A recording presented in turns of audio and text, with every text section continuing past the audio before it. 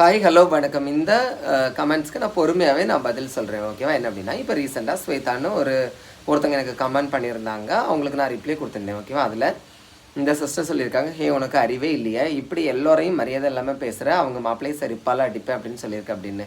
நான் என்ன சொல்கிறேன் அப்படின்னா, எனக்கு யாரையும் மரியாதை குறைவாக பேசணும், யாரையும் திட்டணுங்கிறது என்னோட அவசியமே கிடையாது. சரியா?